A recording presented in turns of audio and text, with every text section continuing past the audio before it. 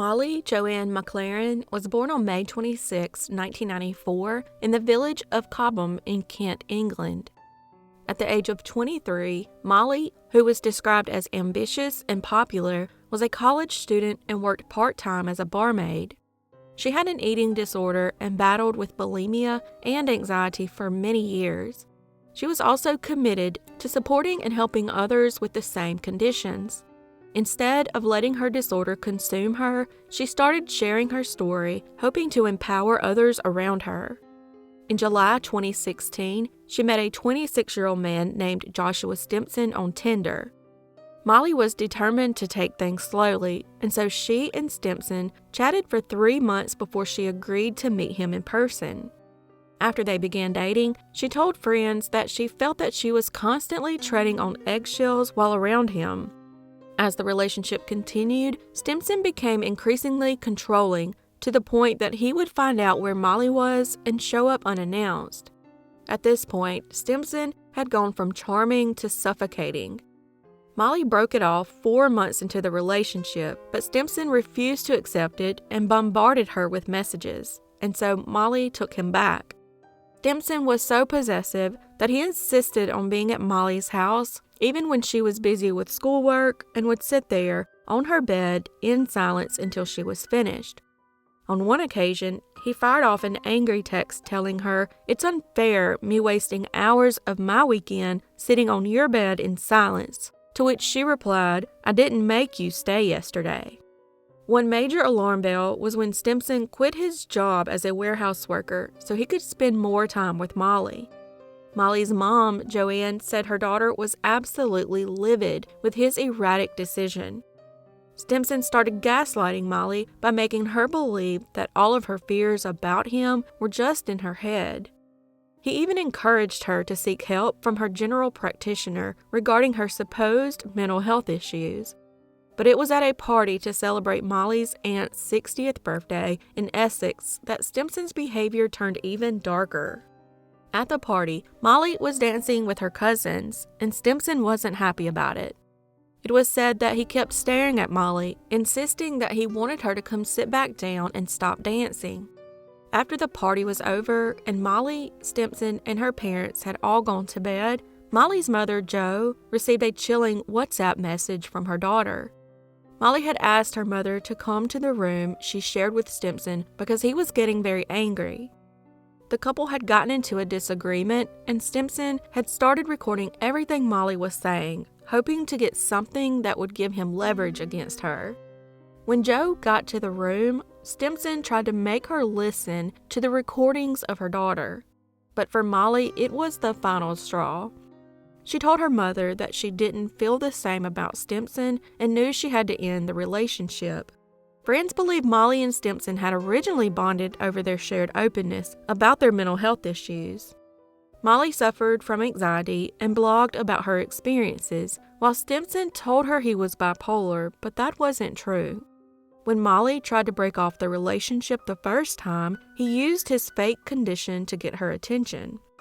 Dr. Philip Joseph, a forensic psychiatrist, said that Stimson was using his fake bipolar disorder to pressure Molly into giving him her entire focus. Dr. Joseph would say that this was a significant warning sign and played on Molly's guilt. It made Molly feel like she needed to support him because she thought he was going through a very difficult period. One of her friends even said that any time Molly and Stimson had a disagreement, that he would bring up his fake bipolar disorder to guilt her into spending time with him. After being fed up with the relationship, Molly finally broke up with Stimson for good on June 12, 2007, 7 months after they began dating. Stimson did actually suffer from a mental illness, but it was more OCD than bipolar disorder. After the relationship ended the second time, Stimson began posting derogatory comments and photos about Molly. These included lies about her using cocaine, and he tagged people so that all her family could see.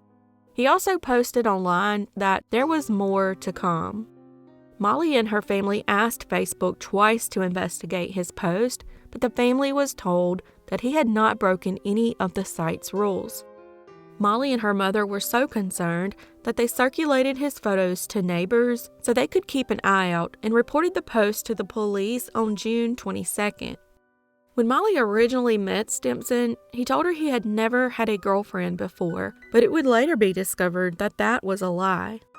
He actually had 2 ex-girlfriends who he had stalked as well after they split. One of the ex-girlfriends, Alexandra Dale, said he would follow her and take pictures of her, and also sent her a photo of her back garden and threatened to drown her on vacation.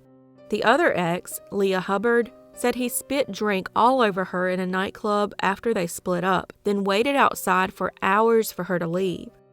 One of the girls believed he had slashed her tires after messaging her that something was waiting for her at home. She had gone to Staffordshire police about the incident, who sent warnings to Stimson by text and voicemail. However, as there was no evidence to say he had been the culprit, it wasn't recorded as a crime. Molly went to the police because Stimson's behavior was getting worse. Molly had told friends that she was scared of him and went with her mother, Joanne, to North Kent Police Station. A police officer called Stimson and warned him to stop or face prosecution. But that didn't help, and he would be warned for a second time, but once again that did nothing. Molly had blocked him from social media, but he manipulated an unnamed friend with whom he had previously matched on Tinder, but never met in person, to keep track of her and watch her post on Instagram. One night, Molly posted on Instagram about going to the Ship and Trades pub and was horrified to see Stimson there with a date. 11 days after they split, Molly posted that she was going out for dinner with friends on Snapchat, thinking Stimson couldn't see it as she had blocked him. But while she was with her pals in the restaurant, he once again turned up. Molly put it down to simple coincidence, but felt so uncomfortable she went home early. The next morning, on June 29, 2017, Molly went to the gym to work out. All of a sudden, Stimson entered and began setting up his exercise mat next to her. Scared and worried, she sent her mother a text saying, "He's turned up at the gym and come next to me." Her mother told her to come straight home. He then waited for her in the parking lot, clutching a gym bag containing a knife and a pickaxe. After getting into her car at the Chatham Dockside Outlet parking lot, he drove up next to her car, flung open her car door, and proceeded to attack her with a knife about 75 times. A bystander tried to help her, but Stimson was covered in so much blood that he couldn't be pulled from the car. Molly tried to fight him off, screaming and beeping her horn, but she died within minutes. Stimson was then arrested at the scene. In the days leading up to the killing, Stimson joined the nearby Nuffield Gym at Medway Valley Park, where Molly had applied for a receptionist job a week earlier. That same day, he bought a paring knife from an Asda store in Chatham and had purchased a Saxon pickaxe from the Home Base Home and Garden store. Stimson was jailed for life with a minimum of 26 years. He actually pleaded not guilty on the grounds of diminished responsibility, arguing that his mother leaving the family when he was a teenager had left him with a pathological fear of abandonment. The problem with that claim was that his actions were clearly planned. He went shopping for the weapons he used to kill her before the attack and pursued her constantly. His defense team argued he was suffering from an emotionally unstable personality disorder with a hypersensitivity to rejection, which resulted in a loss of self-control after the breakup. But a psychiatrist for the prosecution, Dr. Philip Joseph, said Stimson was focused and in control as he carried out his premeditated plan. The judge told him that he was only concerned with himself and his own feelings, that he had a narcissistic personality trait, and was sure he was not suffering from a personality disorder. The judge told him that his actions were extremely selfish and callous. Molly took all the steps women are always told to take. She broke up with the controlling boyfriend clearly and publicly. She reported his abuse to Facebook. She reported him to the police, but little was done by any of these people to actually protect her from this psycho. After her death, Molly's friends and family set up the Molly McLaren Foundation donation page, which raised thousands of dollars for charity. The charity selects groups that support people with eating disorders and distributes money to them. It also raises awareness of eating disorders. Staffordshire police have since changed their policies and are required to report stalking as a crime, even if the victims don't wish to pursue the matter.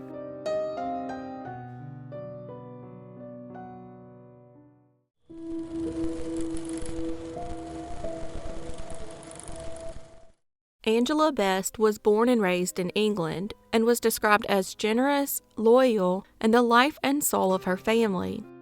Angela would meet a man named Theodore Johnson that was on a day release from a mental hospital. Johnson was an auto repairman, described as extremely violent, controlling, and brutal. The couple would form a relationship that would last 15 years and was filled with violence and abuse. During this time, Angela was unaware that Johnson had murdered 2 women before they even met. Johnson had a violent history towards the women in his life, having been previously convicted of manslaughter twice. That is until one day, she received letters about his past and confronted him about it. Johnson came to England from his birthplace of Jamaica in 1980 and worked at a car repair shop shortly before killing his first wife, Yvonne Johnson, in 1981. That same year, he was convicted of manslaughter for hitting Yvonne with a vase before pushing her off the 9th floor balcony of their home in Wolverhampton, England. He would then meet another woman by the name of Yvonne, and in 1993, he was convicted of strangling this Yvonne to death with a belt at their home in London before trying to hang himself. He was once again convicted of manslaughter. Prosecutors accepted that he was suffering from depression and a personality disorder, and Johnson was committed to the Old Bailey Psychiatric Hospital in London.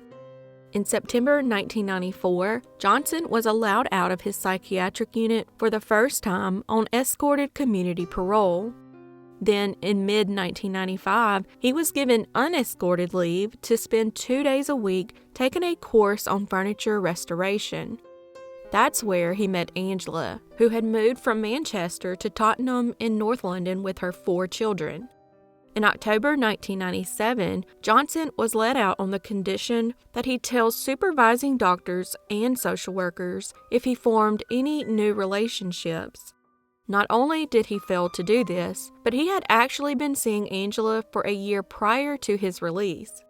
He kept his relationship a secret from authorities for 15 years until he struck again. In September 2016, 51-year-old Angela was tired of the abuse, broke things off with Johnson, and began dating another man. A social worker and psychiatrist would last see Johnson on December 8, 2016, days before his next murder.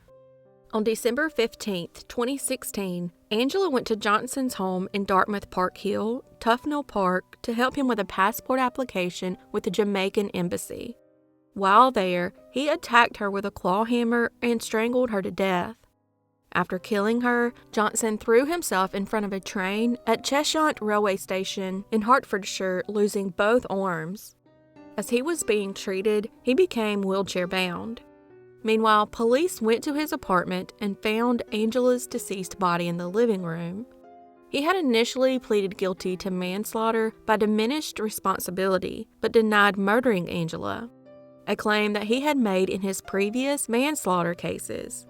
But at the last minute, he pleaded guilty to murder and was jailed for a minimum term of 26 years.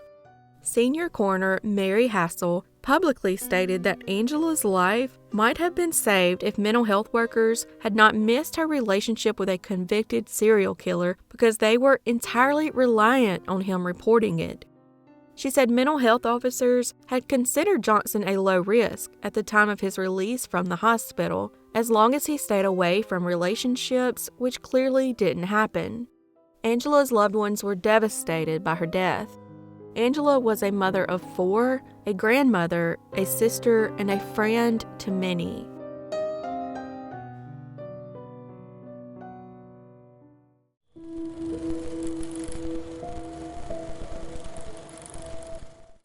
At the age of 24, Alice Ruggles was living in an apartment in Gateshead, England, and was employed at the broadcast company Sky in Newcastle. She was a native of Leicestershire and graduated from Northumbria University with a product design degree. She met a man online, Lance Corporal Trymon Dillon, who went by Harry, and developed an intense online relationship with him while he was serving in Afghanistan. She had seen pictures of him on a mutual friend's Facebook page, and they met for the first time 3 months later.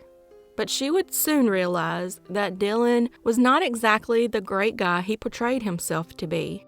Dillon became obsessive and manipulative, alienated her from her friends, damaged her self-confidence, and demanded constant attention. Friends described her transformation from being bubbly, friendly, and a ray of sunshine to being withdrawn and gradually isolated from them. Alice eventually split from Dillon in August 2016 after discovering he had contacted other women on social media and dating apps. When he discovered she might be starting a new relationship with an army officer she met in Germany, he began stalking her at her apartment, even knocking on her bedroom window and terrifying her. He made the 5-hour, 240-mile round trip from Glencorse Barracks in Midlothian to Gateshead just to knock on her bedroom window and leave flowers and chocolates on her windowsill. But when Alice filed a police report, they basically ignored her. A frustrated Alice would tell her sister Emma that the police would finally respond when he stabs me. The stalking and harassment continued, as did the unwanted gifts, and he even contacted her friends and family and threatened to kill himself at one point.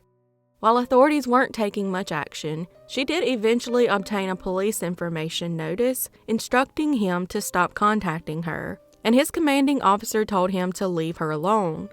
However, he ignored all of this and sent her a parcel with a pleading note.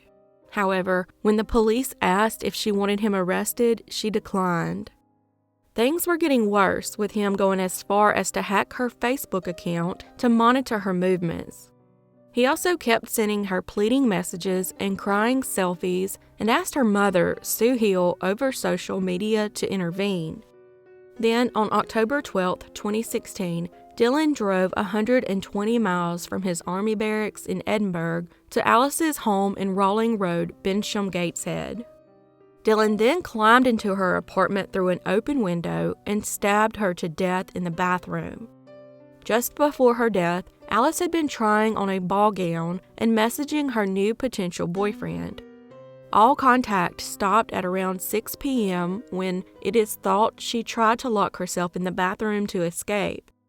Her flatmate would find her at 6:30 p.m. and immediately called emergency services. Dillon quickly became the primary suspect and was arrested at his barracks that night. Her blood was found on his Help for Heroes wristband and on the steering wheel of his BMW. He later claimed she had died after accidentally plunging the knife into her own neck. Even more shocking is the fact that Dillon had contacted a woman on Tinder, hoping for a casual hookup, all while he lied in wait for Alice to return home. It was also learned that a previous partner had suffered a similar stalking ordeal, which only stopped when she took out a restraining order. Dillon was sentenced to a minimum of 22 years behind bars for the murder of Alice. At his sentencing, Alice's mother urged other victims of stalking to speak out and not suffer in silence. She said she felt she had failed her daughter by teaching her to see good in everyone and for not standing up to Dillon when he contacted her on Facebook. Her family has set up the Alice Ruggles Trust to raise awareness and provide training and education about stalking and related issues to others in need.